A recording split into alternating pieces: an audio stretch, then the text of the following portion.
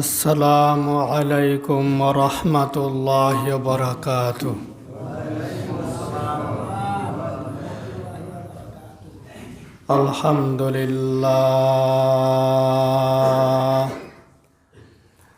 আলহামদুলিল্লাহি ওয়া কাফা ওয়া সালামুন আলা ইবাদিহিল্লাযীনা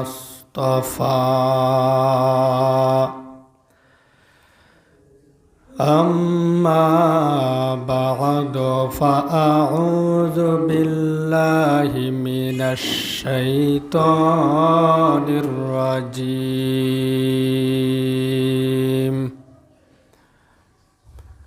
كل نفس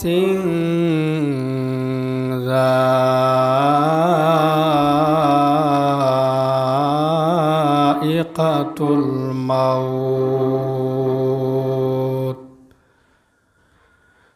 صدق الله العلي العظيم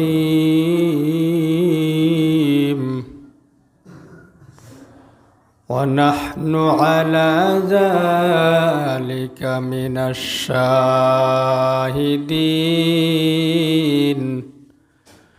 والشاكرين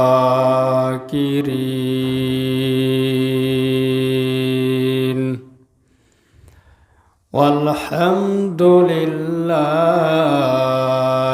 رب العالمين. وقال الشاعر বাঁচব আর কতদিন, বাঁচব আর কতদিন, নামাজ পড়ে প্রতিদিন। বাঁচব আর কতদিন, নামাজ পড়ে প্রতিদিন। যদি থাকে নসিবে, যদি থাকে নসিবে, আপনায় আপনি জুটিবে। যদি থাকে নসিবে, আপনায় আপনি জুটিবে।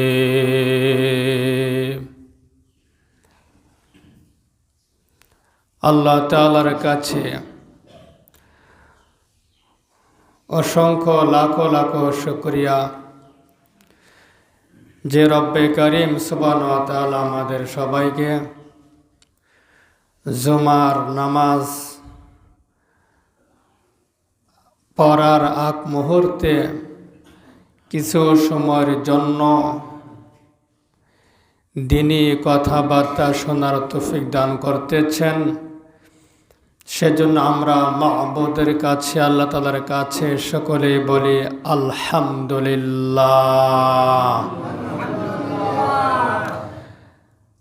আজকের এই সংক্ষিপ্ত সময়ের ভিতরে, জুমার আলোচনার ভিতরে ইনশাআল্লাহ নিউ ইয়ার অর্থাৎ নতুন বছর, ইংরেজি নতুন বছর সম্পর্কে আলোচনা শুনব। রব্বে করিম সুবহানাহু ওয়া তাআলা আমাদের সবাইকে আলোচনাটি শুনে আমল করার তৌফিক দান করেন। আবার জোরে সোরে বলি আমিন। সম্মানিত হাজরিন, সম্মানিত উপস্থিতি, 2 রাকাত নামাজ, জুমার নামাজ আদায় করার জন্য আগত মুসল্লিয়ানে কেরাম, আসলে নতুন বছর সম্পর্কে কোরআন এবং হাদিসে এরকম কোনো আলোচনা নেই যে নতুন বছর আসলে এগুলা করতেই হবে, অথবা নতুন বছরকে এরকমভাবে পালন করতেই হবে, এমনটি কোনো কিছু নেই। তবে নতুন বছর উপলক্ষে আমরা আরেকটু উন্নত যেন হতে পারি, আমলের লাইনে যেন উন্নত হতে পারি, নামাজে যেন উন্নত হতে পারি, মসজিদে ঘন ঘন এসে নামাজ যেন পড়তে পারি, এগুলা নিয়ে উন্নত যেন হতে পারি, এটা করা যেতে পারে। যে বিগত এক বছর যা আমল করেছি, এখন থেকে সামনের বছরটা আরো আমল উন্নত করব। বিগত বছরগুলোতে নামাজ বাদ দিয়েছি, আর নামাজ বাদ দিব না। বিগত বছরগুলোতে ভালো করে আর জমার আলোচনা শুনি নাই, এখন থেকে দৃঢ় সংকল্প করলাম সঠিকভাবে বয়ানটা শুনব এবং আমল করার চেষ্টা করব। এটা সংকল্প করা যেতে পারে, যেহেতু ভালো কাজ। সেই সাথে এটাও পরিকল্পনা করে যেতে পারে যে আমার সামনের দিনগুলাতে আমি কিভাবে চলব, সামনের সময়গুলো আমার সময়সূচি কি হতে পারে। আগে যে আমি মন্দ কাজ করেছিলাম, এই মন্দ কাজগুলো বাদ দিয়ে ভালো কাজ করা যায় কিনা,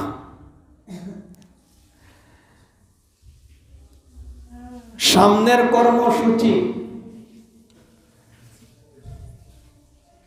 তাবলিগ জামাতে সময় লাগাবো, মানুষকে নামাজের দিকে আহ্বান করব। যদি এই সংকল্প করা যায়, তাহলে আপনি আরো উন্নত হলেন। আল্লাহ আমাদের সবাইকে আমলের লাইনে যেন আমার উন্নত হতে পারি, সকলে বলি আমিন।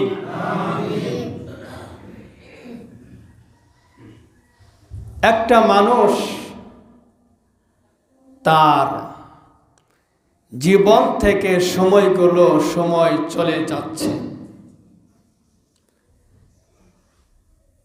সে কবর পথের পথিক, সামনে তার কবর, তার হায়াত শেষ হবে।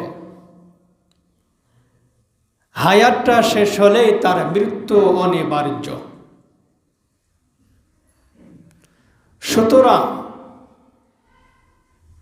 দিন যায়, রাত যায়, মাস যাচ্ছে, বছর যাচ্ছে, আমাদের চিন্তা করা প্রয়োজন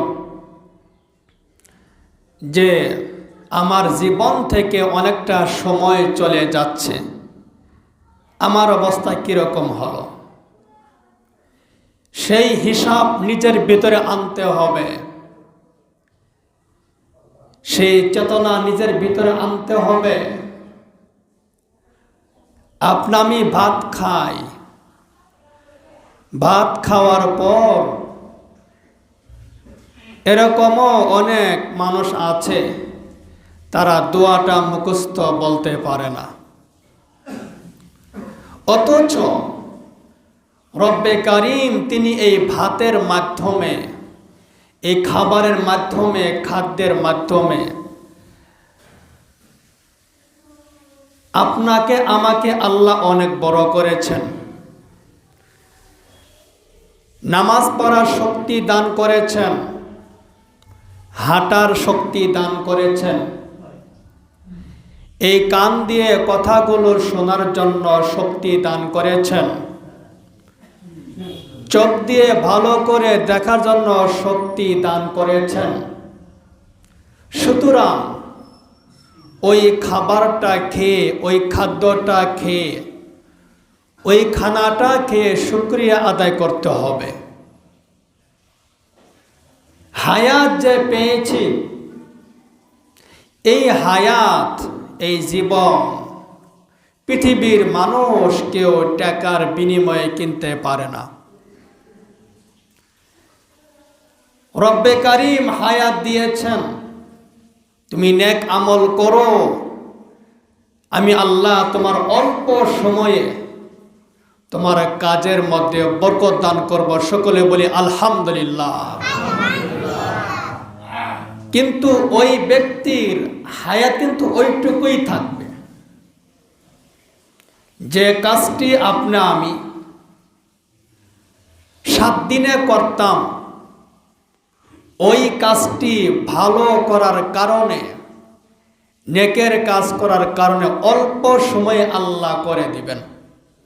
অর্থাৎ যাকে আমরা বলি কাজের মধ্যে বরকত হয়েছে, অল্প সময়ে অনেক কাজ হয়ে যাওয়া, সময় কম কাজ অনেক, এর নাম হলো হায়াতের মধ্যে আল্লাহ আপনাকে বরকত দান করেছেন। আপনি ভালো কাজ করেছেন, এই জন্য আল্লাহ আপনার হায়াতে বরকত দান করেছেন। ওই হায়াতের সময়গুলো আমাদের মূল্যায়ন করতে হবে। নতুন বছর, ইংরেজি নতুন বছর, ইংরেজির বছরের আজ শেষ জুমআ, সামনের জুমআ আবার নতুন বছর। সুতরাং ওই গবেষণা, ওই চিন্তাটা আনতে হবে যে নতুন বছর যে আসতেছে,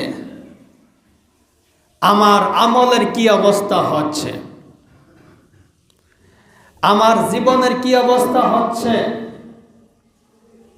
আমি তো একদিন মারা যাব, আমার জন্য মানুষ নামাজ পড়ার জন্য চলে আসবে, আমাকে মানুষ ধরে ধরে কবরে রাখে আসবে, আমাকে মানুষ পাড়া দিয়ে মাটি দিবে, ওই মাটির নিচে পুঁতে রাখে আসবে, ওই ঘোর অন্ধকার, আমাকে একা থাকতে হবে। সুতরাং আমার হায়াতের কি অবস্থা, আমার জীবনের কি অবস্থা, আমার আমলের কি অবস্থা, আমার নামাজের কি অবস্থা, এগুলো আমাদের ভিতরে আনতে হবে। নামাজ প্রত্যেক দিন পড়তে হবে।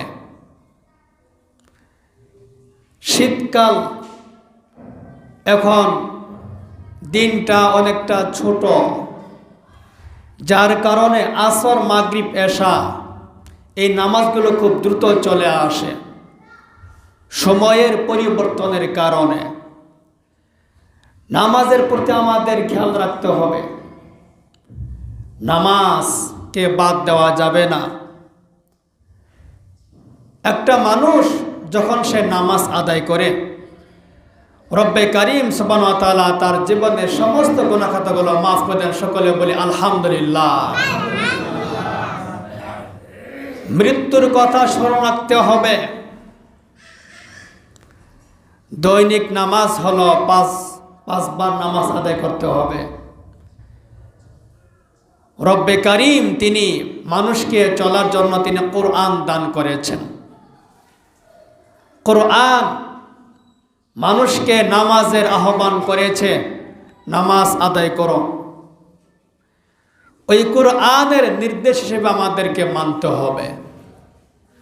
রব্বে কারিম তিনি বলেছেন এই কাজ করো, সেটা করতে হবে। তিনি বলেছেন এই কাজ করো না, সেটা করা যাবে না। একটা ছোট্ট বাচ্চা সন্তান, প্রত্যেকটা পিতা মাতা চায় আমার সন্তানটা ভালো হয়ে চলুক। ওই সন্তান যখন কোন একটা কাজ করতে যায়, যদি কাজটা মন্দ হয়, পিতামাতা তাকে বারণ করে, বাধা দেয়। আর যদি ভালো হয় তাকে আর উৎসাহ দেয় আর করার জন্য। এটা দুনিয়ার সিস্টেম, নিয়ম। ছোটদেরকে পথ দেখাবে বড়রা। কোন পথে চললে তোমার জন্য মঙ্গল, কল্যাণ রয়েছে, ওই পথটা দেখাচ্ছে পিতামাতা তার সন্তানদেরকে। জুমার নামাজ আদায় করার জন্য সম্মানিত মুসলিম কেরাম, রব্বে কারিম তিনি আমাদের সৃষ্টি করেছেন। রব্বে কারিম তিনি ভালো জানেন আমার বান্দা কোন কাজ করলে তার জন্য ভালো আর কোন কাজ না করলে তার জন্য ভালো। যেমন পিতামাতা জানে আমার সন্তান কোন কাজ করলে তার জন্য ভালো আর কোন কাজ না করলে তার জন্য ভালো। পিতামাতার সাধারণ জ্ঞান, বড়দের সাধারণ জ্ঞান, আর যিনি সৃষ্টিকর্তা খালেক, যিনি সৃষ্টিকর্তা তিনি তো অবশ্যই এ সম্পর্কে জ্ঞাত যে বান্দা তুমি এই কাজ করলে তোমার জন্য ভালো হবে আর এই কাজ না করলে তোমার জন্য ভালো হবে। যদি তুমি এই কাজটি করো তাহলে তুমি বিপদের সম্মুখীন হবে, যদি তুমি এই কাজটা না করো তাহলে তুমি বিপদের সম্মুখীন হবে না। আল্লাহ তাআলা কোরআন দিয়ে মানুষের জন্য পথ দেখিয়েছেন, বান্দা তুমি এই কাজগুলো যতদিন তুমি করবা ততদিন তুমি ভালো পথে থাকবা। এই কাজগুলো যদি বাদ দাও তাহলে তুমি আর ভালো পথে থাকবা না। তিনি জানেন নামাজ আমি দান করেছি বান্দার কল্যাণের জন্য, ভালোর জন্য। রব্বে কারিম বান্দা বান্দির জন্য তিনি নামাজ দিয়েছেন, এটি কি আমাদের জন্য ভালোর জন্য নাকি মন্দের জন্য? ভালোর জন্য। রব্বে কারিম তিনি অনেক কিছু আদেশ করেছেন, এই কাজগুলো করো, এটি আমাদের ভালোর জন্য তিনি আদেশ করেছেন। রব্বে কারিম তিনি অনেক কাজ নিষেধ করেছেন, এটা আমাদের ভালোর জন্য করেছেন। সুতরাং আদেশ কাজগুলো আমাদের মানতেই হবে, নিষেধ কাজগুলো আমাদের বরণ করতেই হবে। যেমন ছোট্ট বাচ্চা পিতা মাতার কথা না শুনলে সে যদি আগুনে হাত দেয় আর পিতা মাতা যদি বলে আগুনে হাত দিও না, ওই পিতা মাতার কথা সে যদি না মেনে, এরকম না মেনে যদি বাচ্চা যদি আগুনে হাত দেয়, আগুনে হাত দিলে যেমন তার আঙ্গুল পুড়ে ছারখার হয়ে যাবে, সে অনেক কষ্ট পাবে, এটা দুনিয়ার নিয়ম। ঠিক তদ্রুপভাবে বান্দা তোমার জন্য আমি কোরআন নাজিল করেছি, এটি আমার নিদর্শন, এটি আমার বাণী, এটা আমার আদেশ, আমার নির্দেশিত হুকুম যারা মানবে তারাই সফল হবে, আর যারা আমার হুকুম মানবে না তারা দুনিয়াও তো ক্ষতিগ্রস্ত, তারা দুনিয়াও তো এরকম কপাল পোড়া, তারা দুনিয়াও তো এরকম শাস্তি ভোগ করবে, আর আখিরাত তো অনিবার্য অবশ্যই অবশ্যই হবে। আমরা মনে করি যে আল্লাহ 5 বার নামাজ দিয়েছে, নামাজ কমাতে পারলো না। এই শীতের মৌসুমে ওযু করা কত কষ্ট, এরকম সুদ খুদ খাওয়া ছাড়তে পারতেছি না, এগুলা তো খুব কষ্ট হয়ে যা। আল্লাহ তিনি বলেন তুমি এগুলা ছেড়ে দাও, অন্যায় কাজকে তুমি ছেড়ে দাও। তুমি অন্যায় কাজকে ছেড়ে দিবা তাহলে আমি তোমার জন্য আরামে রাখবো। ও বান্দা, ও বান্দি, তুমি অন্যায় কাজকে বাদ দিবা তাহলে আমি রহমতের মধ্যে রাখবো। তুমি ভালো কাজ করবা, আমি সারা জীবন অকাল পর্যন্ত, সারা জিন্দেগি পর্যন্ত আমি তোমার জন্য ভালো স্থানে রাখবো। সকলে বলি আলহামদুলিল্লাহ। নিজের বিপদ নিজে আনি, নিজের বিপদ নিজে আনতেছি। ভালো কাজ করলে জান্নাত আর মন্দ কাজ করলে হলে জাহান্নাম। সুতরাং নামাজকে আমরা কেউ বাদ দেব না। নতুন বছর উপলক্ষে আমরা সংকল্প করতে পারি, নিজেদের ভিতর ওয়াদা করতে পারি যে নামাজ কখনো বাদ দেব না। নামাজ আমরা কখনো বাদ দেব না। নামাজটা আমরা সঠিক টাইমে এরকমভাবে আদায় করব। এই দুনিয়াতে আর বাঁচবো আর কয়দিন, বাঁচবো আর কয়দিন, বাঁচব আর কয়দিন, নামাজ পড়ি প্রতিদিন। বাঁচব আর কতদিন,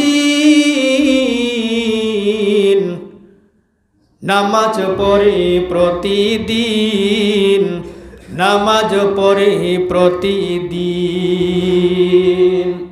এই হায়াত কখন জানে ফুরিয়ে যায়। সুতরাং আমার আগত মুসলিম কেরামদেরকে অনুরোধ করে বলছি, আমরা ইনশাআল্লাহ সব সময়ের জন্য নামাজ আদায় করব।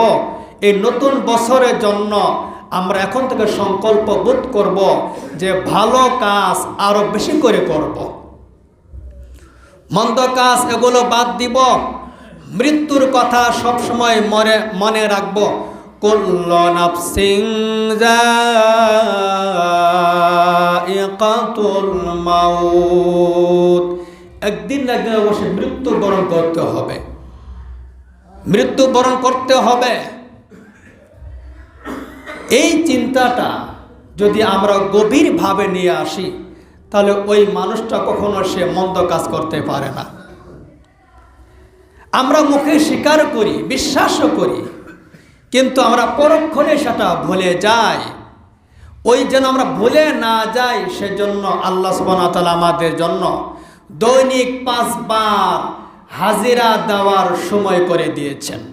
তুমি যদি 5 বার হাজিরা দাও মসজিদে নামাজ পড়ার জন্য, জামাতের সাথে নামাজ পড়ার জন্য তুমি যদি 5 বার হাজিরা দাও, তাহলে আমি আল্লাহ ঘোষণা করব, এই বান্দা আমার খাঁটি বান্দা। সকলে বলি আলহামদুলিল্লাহ। আমরা সবাই জানি যারা জব বা যারা চাকরি করেন, চাকরিতে যদি এরকম যাওয়া বাদ দেওয়া হয়, অথবা সপ্তাহে অধিকাংশ সময় সে আসে না চাকরি করার জন্য, অফিসে আসে না, তাহলে কি তারে আরো রাখবে? রাখবে না। আমার দেখা জিনিস, আমার এক শিক্ষার্থীর গার্জিয়ান, সে এক জায়গায় জব করে, সে অসুস্থ হয়ে যাওয়ার পর ছুটি নিয়ে আসছে। সে এখনো সুস্থ হয়নি, একটু লং টাইম তার ছুটি হয়ে গেছে।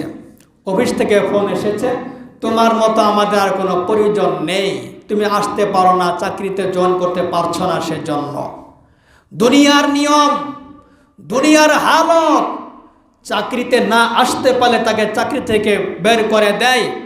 যে সময় দেওয়া হয়েছে যদি ওই সময় না আসতে পারে, তার জন্য স্যালারি বা বেতন দেওয়া হয় না। আল্লাহ বলেন, আমি দৈনিক 5 বার সময় দিয়েছি, 5টা টাইম দিয়েছি, 5টা শিডিউল দিয়েছি। এই শিডিউলের মধ্যে এই 5 বার তোমাকে হাজিরা দিতেই হবে। যে বান্দা বান্দি হাজিরা দিবে, আমি তাকে বেতন দিব, আমি তাকে জান্নাত দেব, আমি তাকে সুখে রাখব। আর যে নাকি হাজিরা দিবে না এই 5 বার নামাজ পড়ার জন্য, নতুন বছরের শুধু উল্লাস করা, আনন্দ করা, এর নাম নতুন বছর নয়। যুবক ভাইদেরকে বলছি, নতুন বছরকে কেন্দ্র করে নিজের ভিতরে আমলের পরিবর্তন নিয়ে আসুন, নিজের ভিতরে আমলের জজবা নিয়ে আসুন, নিজের ভিতরে আমলের প্রেরণা নিয়ে আসুন, তাহলে ইনশাল্লাহ অনেক উপকার হবে। সুতরাং আমরা নতুন বছর উপলক্ষে 2025 সাল এর উপলক্ষে নিজেদের ভিতরে আমরা অঙ্গীকারবদ্ধ করতে পারি, আমরা দৈনিক 5 বার অবশ্যই আল্লাহর আদালতে, আল্লাহর মসজিদে আল্লাহকে সম্মুখে রেখে নামাজ পড়ার জন্য হাজিরা হব ইনশাআল্লাহ। সুতরাং আমার কোনো ভাই যখন নাকি আজান হয়ে যায়, সময় হয়ে যায়, আমরা জামাতের সাথে নামাজ আদায় করব, মসজিদে চলে আসব নামাজ পড়ার জন্য। মা বোনদেরকে অবশ্যই বলে দিবেন, তারা যেন সঠিক টাইমে যেন নামাজগুলো আদায় করে। এই বয়ানগুলো শুধু আপনার ভিতরে সীমাবদ্ধ রাখবেন না, মেহেরবানি করে। এই বয়ানগুলো, এই আলোচনাগুলো আপনারা আপনাদের বাসা বাড়িতে, আপনার আহলিয়া আছে, পরিবার আছে, মেয়ে আছে, ছেলে মেয়ে আছে, ওদের সঙ্গে এই বিষয়গুলো শেয়ার করবেন, বলবেন। আপনার কাজ হলো বলা। কবুলের মালিককে, কথা বলেন আল্লাহ। আপনার কাজ কি? বলা। কবুলের মালিককে আল্লাহ। আপনি অবশ্যই বলবেন। রব্বে কারিম সুবহানাহু ওয়া তাআলা আমাদের সবাইকে আসন্ন 2025 সাল উপলক্ষে আমলের লাইনে যেন আমরা আরো উন্নত হতে পারি, সেই তৌফিক দান করেন। সকলে জোরে সোরে বলি আমিন। এখানে কয়েকটি ঘোষণা এসেছে, আমরা সকলে ইনশাআল্লাহ ঘোষণাগুলো মন দিয়ে শুনি।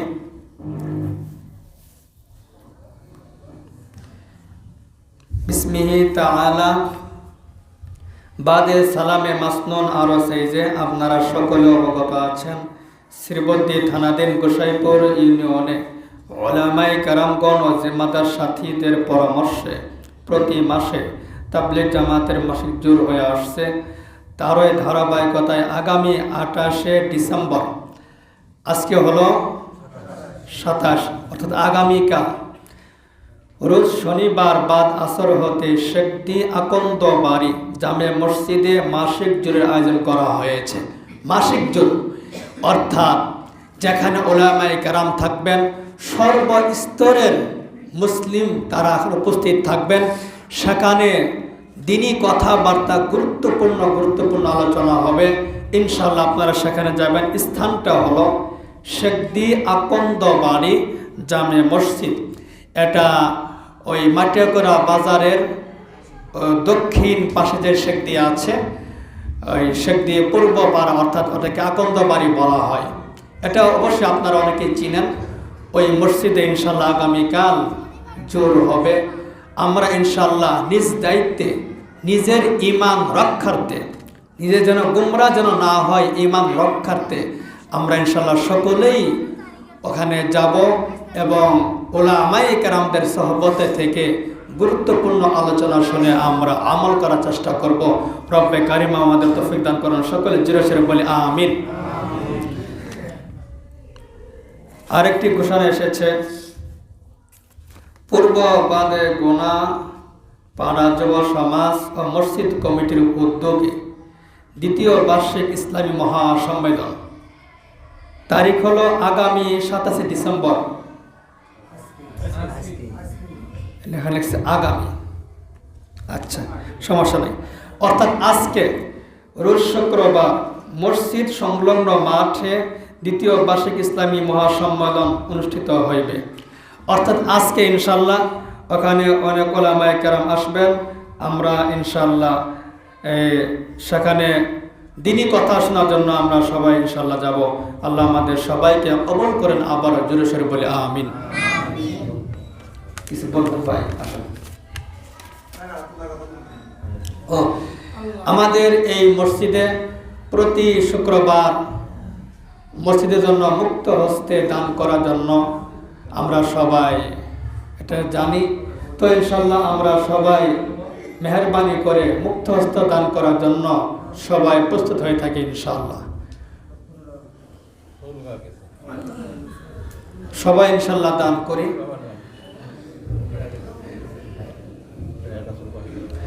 এই পৃথিবীর বুকে শুধু আল্লাহ হলেন ও মুকাফেকি, তিনি কারো মুকাফেকি নয়। আর যা কিছু দেখি এই পৃথিবীর মধ্যে সবাই অন্যের মুখাফেকি, সবাই এ টু জেড সবাই মুখাফেকি, নগণ্য থেকে নগণ্য যা কিছু ধরেন সবাই একদম অন্যের মুখাফেকি। সুতরাং যদি আমরা মসজিদে আরো সাহায্য করি, এখন যদি আমরা বেশি করে দান করি, তাহলে আরো ইনশাআল্লাহ উন্নত হবে ইনশাআল্লাহ। এই উন্নতির সুফল আমরাই ভোগ করব। নিজেরা ভোগ করে যাবেন, নিজের ছেলে মেয়েরা তারা ভোগ করে যাবে। এক সময় এটা হবে আমি থাকবো না, কিন্তু মসজিদ থাকবে, আপনার ছেলেরা এসে নামাজ আদায় করবে। সুতরাং এই দানকে আমরা কখনো অবহেলা করব না। এই দানকে আমরা গনিমত, একটা সুন্দর একটা স্থান মনে করব, নিজেকে সৌভাগ্য মনে করব। এই দানকে আমরা কখনো বোঝা বোধ মনে করব না। এই দানকে নিজের ভিতরে একটা সৌভাগ্য মনে করব। আমরা ইনশাআল্লাহ সকলেই দান করি মুক্ত হস্তে, সকল নিয়তে আমরা ইনশাআল্লাহ দান করি। রব্বে কারিম ইনশাআল্লাহ আপনার নিয়তকে অবশ্যই কবুল করবেন। আমরা ইনশাআল্লাহ সবাই দান করতে থাকি ইনশাআল্লাহ। এরই মাঝে আমরা একটা কিছু একজনে বলবে, আমরা কথাগুলো শুনি ইনশাআল্লাহ।